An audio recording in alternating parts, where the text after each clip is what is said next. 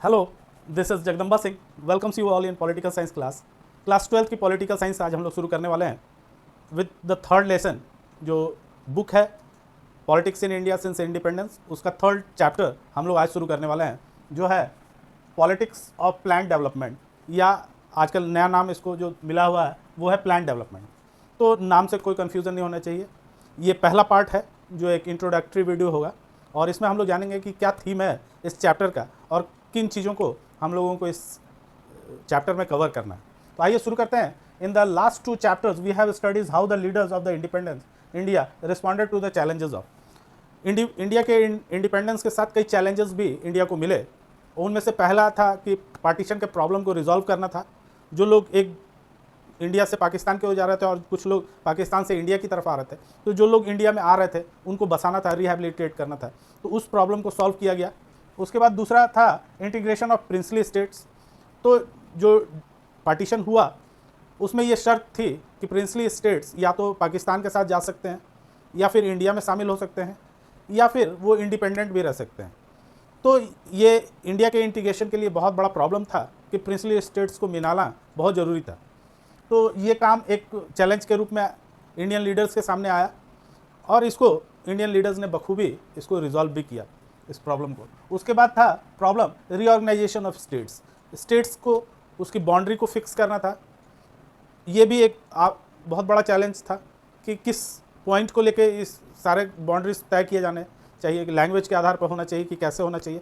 तो ये सारी चीज़ें हम लोगों ने देखी कि फर्स्ट चैप्टर में इन तीनों प्रॉब्लम्स को, पार्टीशन के, इंटीग्रेशन ऑफ प्रिंसली स्टेट और रीऑर्गेनाइजेशन ऑफ स्टेट्स को, हमारे लीडर्स ने रिजॉल्व किया इन तीनों प्रॉब्लम्स को।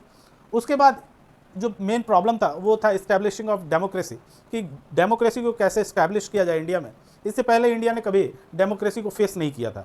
तो यहाँ के लोग डेमोक्रेसी के बारे में बहुत कुछ जानते नहीं थे, और लिटरेसी रेट भी बहुत कम थी उस समय इंडिया में। तो सबको जो न्यू कॉन्स्टिट्यूशन बन रहा था इंडिया का, उससे इंट्रोड्यूस कराना और फिर उनको बताना कि कैसे सब चीज़ें वर्क करती हैं इन डेमोक्रेसी, उन चीज़ों को समझने में वक्त लगने वाला था।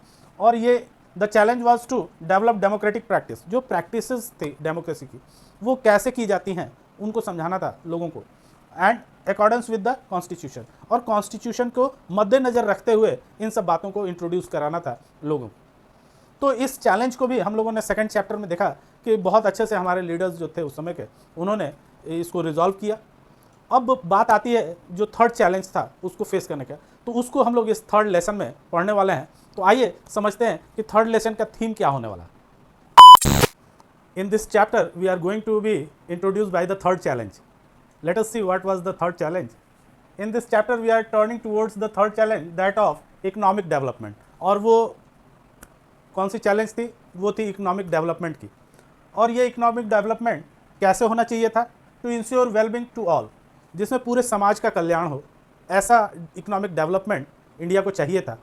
अभी तक हम लोगों ने देखा कि पार्टीशन के प्रॉब्लम से हम लोग निकल चुके थे।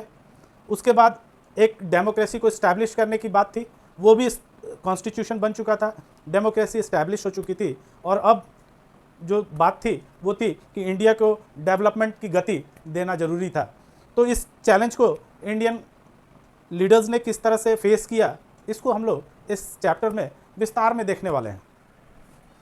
As in the case of the first two challenges, इससे पहले दो चैलेंजेस हम लोग देखे कि नेशन बिल्डिंग का जो चैलेंज था और डेमोक्रेसी को इस्टेब्लिश करने का जो चैलेंज था, our leaders choose a path that was different and difficult. ये इसमें जो रास्ते अपनाए गए हमारे लीडर्स के द्वारा वो बड़े अनोखे थे, अलग प्रकार के थे, और उसमें हम लोग बहुत सारी डिफ़िकल्टीज़ को भी देखते थे कि बहुत सारी डिफ़िकल्टीज़ हैं, ये हो पाएगा या नहीं हो पाएगा। ऐसे चैलेंजेस थे उस समय, और उनको बहुत बखूबी अचीव भी किया गया उस समय लीडर्स के द्वारा। लेकिन ये एक ऐसे चैलेंजेस थे जिनको एक बार अचीव किया तो वो प्रॉब्लम हमेशा के लिए रिजॉल्व हो जाने वाली थी। चाहे वो पार्टीशन का प्रॉब्लम था, जैसे जैसे दंगे शांत हुए, ये सारी शांति चारों तरफ फैल गई और लोग अब धीरे धीरे सेटल डाउन हो गए। उसके बाद हम लोगों ने देखा कि प्रिंसली स्टेट्स को मर्ज कर दिया गया इंडिया के अंदर। तो जब वो मर्ज हो गए एक बार, तो वो प्रॉब्लम हमेशा के लिए समाप्त हो गई। और उसके बाद हम लोगों ने देखा कि बाउंड्रीज़ को तय करना था स्टेट्स के, तो उसको भी एक बार किया गया तो वो भी प्रॉब्लम सॉल्व हो गया। यानी कि ये ऐसे चैलेंजेस थे जिनको एफर्ट जब लगाया जा रहा था तो ये बिल्कुल सॉल्व हो जाने वाले थे। लेकिन ये जो थर्ड चैलेंज हम लोग देखने वाले हैं, ये चैलेंज कुछ दूसरे प्रकार का है। In this case the success was much more limited. ये जो इसमें जो सक्सेस मिलने वाली है वो बहुत लिमिटेड है। ऐसा क्यों? क्योंकि एक बार जब बाउंड्री तय हो गई स्टेट्स की तो बाउंड्री तय हो गई, वो रिजॉल्व हो गया चैलेंज। एक बार लोगों को स्थापित करना था, उनको पार्टीशन के बाद स्थापित कर दिया गया, वो अपने जगह पर सेटल डाउन हो गए। एक बार डेमोक्रेसी कॉन्स्टिट्यूशन लागू हो गया, लोगों ने एक बार जान लिया सारे प्रावधानों को, तो वो चीज़ें रिजॉल्व हो गई। लेकिन ये जो तीसरा चैलेंज है, इसमें सक्सेस जो है बहुत लिमिटेड था। ये 100% सक्सेस नहीं मिलना था इसमें। ये पूर्ण रूप से एक बार में अचीव करने वाली सक्सेस नहीं थी इसकी। ये एक ऐसा चैलेंज था जिसको एक बार में अचीव नहीं किया जा सकता था। For this challenge was tougher. ये चैलेंज था बहुत टफ और मोर इंड्योरिंग, जिसमें काफ़ी समय लगने वाला था। यानी कि ये एक ऐसा चैलेंज था जिसमें जो बहुत टफ था और जिसको एक बार में अचीव नहीं किया जा सकता था, और इसमें एक लंबा पीरियड ऑफ टाइम स्पेंड होने वाला था। ये विकास की गति पे निर्भर करता है कि इकोनॉमिक डेवलपमेंट किस गति से डेवलप कर रहा है। और हम लोग देख रहे हैं कि उस टारगेट को आज तक हम लोग अचीव नहीं कर पाए कि एक विकसित देश में कन्वर्ट हो जाए इंडिया। वो आज भी विकासशील देश है, डेवलपिंग कंट्री है।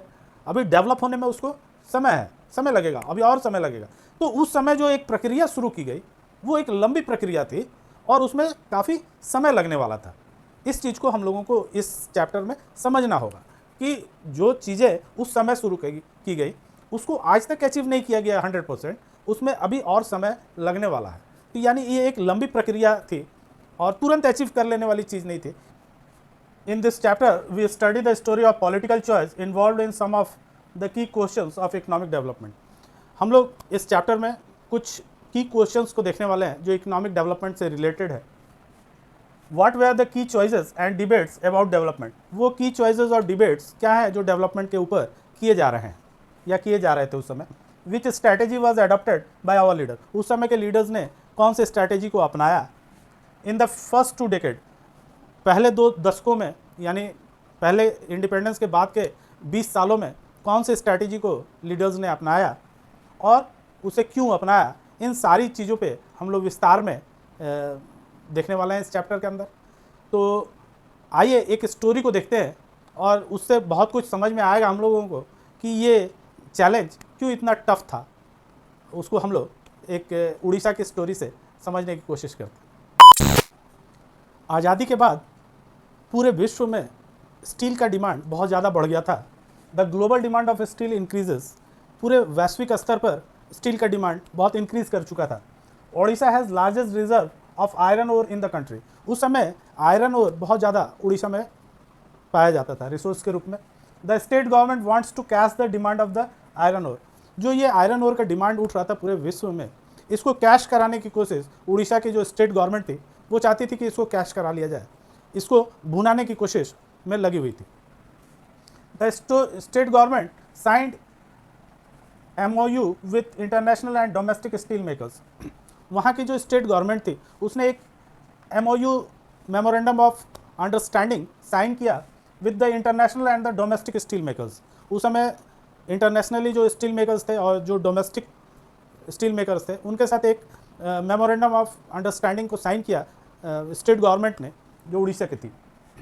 The iron ore resources lies in the most underdeveloped tribal districts of the state.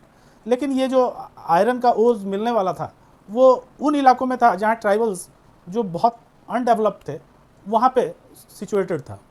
यानी कि जहाँ ट्राइबल्स बहुत बड़ी मात्रा में रह रहे थे वहीं पे ये आयरन ओर का भंडार रिसोर्स के रूप में था। The tribal population fears of displacement. जब ये खबर चारों तरफ फैली कि यहाँ आयरन ओर को एक्सट्रैक्ट किया जाएगा फ्रॉम द लैंड, और इसके कारण यहाँ जो पॉपुलेशन रह रही है ट्राइबल्स की, they have to go somewhere else, उनको कहीं और जाना पड़ेगा। तो उनको जो ये डिस्प्लेसमेंट का फियर जो है वो बहुत डराना लगा और उनको लगा कि उनका घर बार सब छूट जाएगा और उनको सब चीज़ यहाँ का छोड़ करके कहीं और जाना पड़ जाएगा। The central government feels that if the industries is not allowed, अब सेंट्रल गवर्नमेंट अलग ढंग से सोच रही थी इस चीज़ को कि अगर इस इंडस्ट्री को अगर नहीं आगे बढ़ाया गया तो it would set a bad example, तो ये एक बैड एग्जाम्पल सेट करेगा इंडिया के डेवलपमेंट के लिए and discourage the investment in the country. और जो फॉरेन इन्वेस्टमेंट इसके जरिए आने हैं इंडिया में, वो उसका रास्ता ब्लॉक हो जाएगा। तो इस तरह हम लोग देख रहे हैं कि वेरियस इंटरेस्ट लोग के इसमें थे। स्टेट गवर्नमेंट अलग इंटरेस्ट में थी, सेंट्रल गवर्नमेंट अलग थी, और ट्राइबल्स अलग परेशान थे।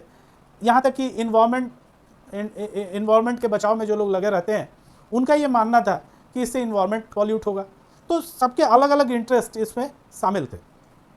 कुछ की पॉइंट्स इसमें से निकाले जा सकते हैं कि क्या कॉन्फ्लिक्ट का की पॉइंट रहा था। इस स्टोरी को समझ करके हम लोग उन की पॉइंट्स को निकाल सकते हैं और ये भी समझ सकते हैं कि क्या वो कॉमन पॉइंट्स थे जिनको मिला जुला कर इस प्रॉब्लम को रिजॉल्व किया जा सकता था उस समय।